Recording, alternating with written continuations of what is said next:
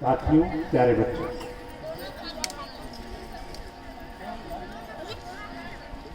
कई बार ये मन में आता है कि ये क्यों वृक्ष रक्षाबंधन का कार्यक्रम किया जाता है, आरक के रंग में क्यों आते हैं। अन्य जगहों पे अभी हमारे साथी ने कहा नहीं हो पाता है। इसकी थोड़ी सी जानकारी आपको दे दूँ। 2008 में जब मैं रांची आया डीएफओ के तौर पे, और रांची का सैटेलाइट मैप जब मैंने देखा पहली बार, उसके पहले मैंने नहीं देखा था, तब मुझे ये जानकारी हुई कि हमारे राज्य का, जिसका नाम ही झारखंड है, पेड़ पौधों का राज्य, जंगलों का राज्य, वनों का राज्य, उसकी राजधानी में पेड़ ही नहीं। आप लोगों को जान के आश्चर्य होगा कि राज्यों की राजधानियों में, ध्यान से सुनिएगा, राज्यों की राजधानियों में जैसे बिहार की राजधानी पटना, उड़ीसा की भुवनेश्वर, छत्तीसगढ़ की रायपुर, मध्य प्रदेश की भोपाल, उत्तर प्रदेश की लखनऊ, ऐसे राज्यों की राजधानियों में हमारे झारखंड की राजधानी रांची, रांची जो झारखंड की राजधानी है, सबसे कम हरी भरी राजधानी है। राज्य बनने के बाद हमने अपनी राजधानी के साथ कुछ ऐसा किया कि जिसको आप तत्लोगारत की संख्या दे सकते हैं। वृक्षों के साथ 80 से 90% पौधे रांची से गायब हो गए। इसका कारण भी मैंने जानने की कोशिश की। रांची चेंजर्स टाउन के तौर पे जाना जाता था। जिनके पास पैसे थे, कलकत्ता वगैरह में जो लोग रहते थे, बंगाली भद्र जन, उनका बड़ा बड़ा मकान था, 20 डिसमिल 30 डिसमिल का घर था।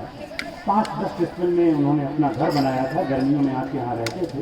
बाकी 15-20 डिसमिल में पेड़ पौधे लगे हुए थे, खाली जगह थी। जब राजधानी बनी, ज़मीनों के रेट बढ़े, तो उन्होंने अपने उन बड़े बड़े घरों को रियल एस्टेट समझ करके बेचना शुरू किया। क्योंकि CMT एक्ट की वजह से आज भी राज्य की राजधानी का हॉरिजॉन्टल डेवलपमेंट कम हो रहा है, वर्टिकल डेवलपमेंट तेजी से शुरू हो रहा है कि चलो वहाँ पे बड़े अट्टालिकाएँ बनाई जाएं, बड़े बड़े टावर बनाए जाएं।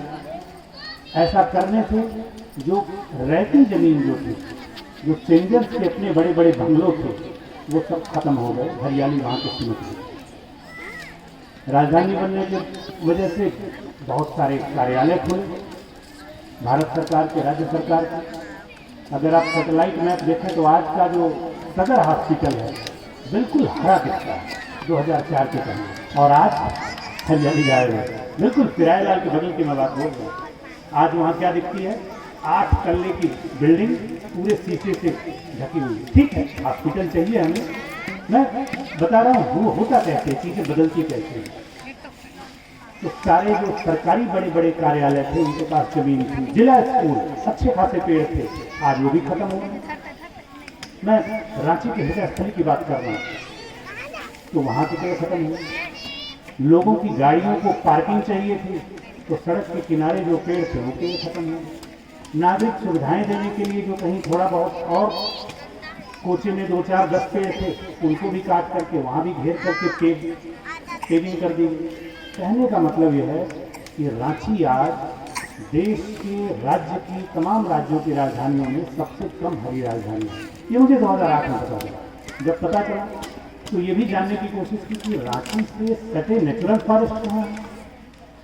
तो चूँकि मेरा ज़्यादातर पदस्थापन हजारीबाग कोडरमा की तरफ था, तो उस समय घूम करके हम लोग, अभी हाईवे नहीं था, चुटुपालू घाट के ऊपर चढ़ते थे जब आप, तो इस हरियाली का थोड़ा सा दर्शन होता था। यही सबसे नज़दीक नेचुरल फॉरेस्ट मुझे दिखा, तो मुझे लगा इस पहाड़ी को बचाना चाहिए। उस समय कुछ अक्षर भी दिखते थे, वैध अवैध मुझे नहीं मालूम, तो मन में था ये। 2015 में जब मैं director state forest training institute हुआ, तब मैंने सोचा कि ज़रा इसको बचाने के लिए कुछ किया जाए। तो मैंने लिस्ट मंगवाई DFO से, जो रांची के थे, और बनलोटवा से, जहाँ मैं 2008 में ही रक्षाबंधन किया था, मोटा और बनलोटवा में, वहाँ से लेकर के उमेडंडा तक 110 किलोमीटर की ये पदयात्रा शुरू हुई। 10 अप्रैल से शुरू हुई थी 2015 में। काफ़ी होमवर्क किया था हम लोगों ने। उसमें हमारे तमाम जो पुराने सहयोगी थे, महादेव जी, सुरेंद्र बाबू, मनोज बाबू, सबके साथ बैठ करके चर्चा हुई। पहले मोटरसाइकिल से हमारी टीम दौड़ी कि कहाँ रात रुकेंगे, कहाँ खाना खाएंगे, किनके साथ बैठक करेंगे, कौन सा गांव है जिनके अंदर चेतना है वो हमारे साथ मिल करके रक्षाबंधन का कार्यक्रम करेंगे। जैसे हमारे एक मित्र ने कहा कि कुछ गाँव ने किया, कुछ कमजोर होना ही है। किसी भी काम को करने के लिए लगातार संकल्प के साथ आपको जूझना पड़ता है, तब जाकर के उसकी सफलता दिखती है। तो उसी के क्रम में 13 तारीख को जहाँ मैं कल भी गया था पिपराबंडा में रुके थे, वहाँ पे हुआ। और 14 तारीख को संक्रांति के दिन, मेष संक्रांति के दिन बाबा साहब के जन्मदिन के अवसर पर इस गांव में हुआ। और यहाँ के लोग मुझे बुलाने भी चले गए कि सर बाकी तो सही है, पदयात्रा तो आपकी हो रही, क्योंकि मैं पदयात्रा के सभी दिन तो साथ नहीं चल सकता था। 2-3 दिन मैं साथ में रहा कुछ किलोमीटर तक, बाकी पूरी टीम चल रही थी। तो यहाँ पहली बार 2015 में आए थे इसी कार्यक्रम के दौरान, और तब पहली बार यहाँ पे श्रमदान हुआ था। जो सीढ़ी को आप चढ़ते हैं और ये चबूतरा कि कैसे अपने गांव को अपने श्रम से और अपने जंगल को अपने संकल्प से संवारा जाए। जंगल के महत्व के बारे में चर्चा की गई कि जंगल हमसे क्या लेता है और क्या देता है। आज बहुत समय हो गया है और हर वर्ष ऐसा ही होता है, क्योंकि आरा केरल में लोग आते हैं, अगल बगल के लोग आते हैं। और मुझे बड़ा अच्छा लगता है कि जब वार्ड मेंबर से लेकर के और पंचायत समिति के लोग, जिला परिषद के लोग, पूर्व सांसद महोदय, आपका तो आना जाना मुझे याद है। कल मैं पूछ भी रहा था कि याद किए हो ना, क्योंकि 2015 से शायद ही, मुझे नहीं लगता कोई वर्ष ऐसा बचा है जब सांसद जी यहाँ न पहुँचे। देर से पहुँचेंगे, लेकिन कई बार ऐसा भी हुआ है कि मैं यहाँ से वापस जा रहा हूँ और पता लगा उधर से आ रहे हैं कि नहीं, मुझे पहुँचना है आराकेरम 14 अप्रैल, मेरा सोचना नहीं था। तो मुझे अच्छा लगता है, इसलिए मैं बोर नहीं होता। खास करके आराकेरम के कार्यक्रम में, बच्चों का कार्यक्रम हो या आपकी जो भावनाएं यहाँ पे आती हैं, वो मुझे बहुत कुछ सिखाती हैं कि और क्या किया जा सकता है आपके यहाँ और आपके इर्द गिर्द। इस गांव की जर्नी में जब और आगे मुझे करना था, तब मुझे ये था कि कौन सा गांव लिया जाए। जब स्वावलंबन की शुरुआत की, तो चूंकि मैं यहाँ 1 वर्ष पहले आ चुका था, तो 2016-17 में हम लोगों ने इसी गांव का चयन किया कि चलो शुरुआत यहीं से करते हैं। और वो शुरुआत जो हुई,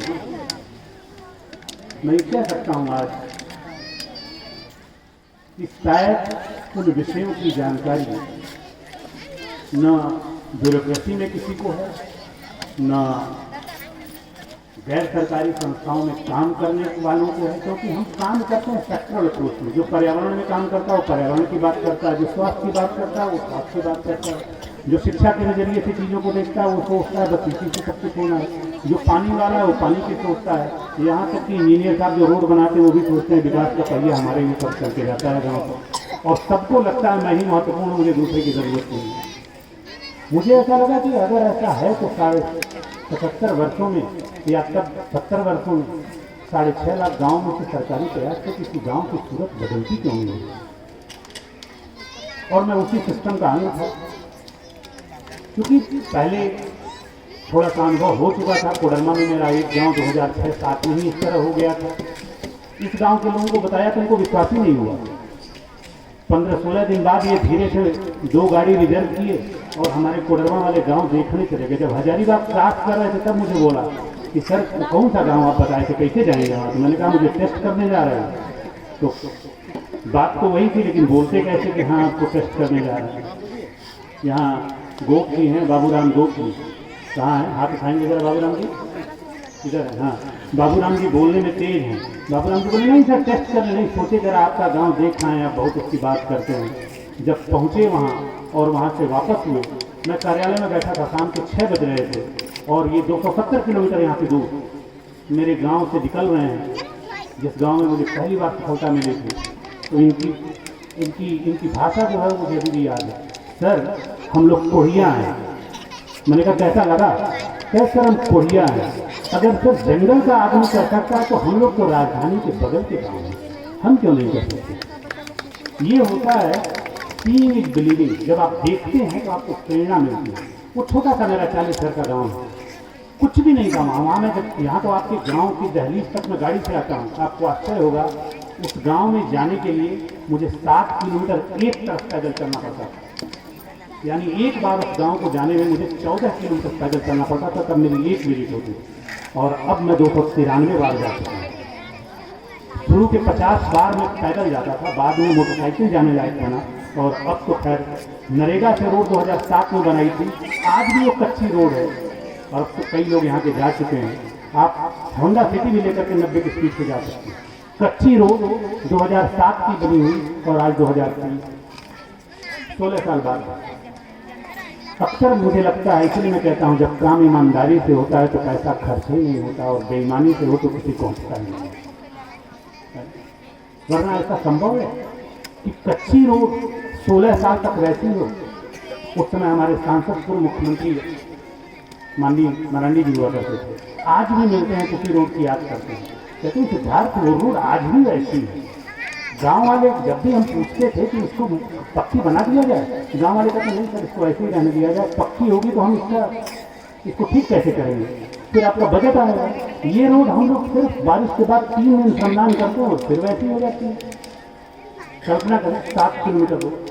तो कहने का मतलब यह है कि जब इनको बताया गया, इन्होंने देखा और वो यात्रा चल निकली, तो आज बहुत दूर हम लोग आ चुके हैं। मुझे याद है लगभग 6 साढ़े 6 वर्ष पहले मैं इस गांव में पहली बार आया था, ये सोच करके कि आओ जरा यहाँ पे स्वावलंबन का कार्य करते हैं। और आज जब हम लोग पीछे मुड़ करके देखते हैं तो आप में से जो लोग पहली बार आए हैं उनको आश्चर्य होगा कि इस गांव का एक बूंद पानी इस गांव से बह के बाहर नहीं जाता, जमीन पर बह के बाहर नहीं जाता। और इस कार्य को करने वाले कौन लोग हैं? इस गांव की बहनें और माँ और हमारे दादा लोग, भाई लोग।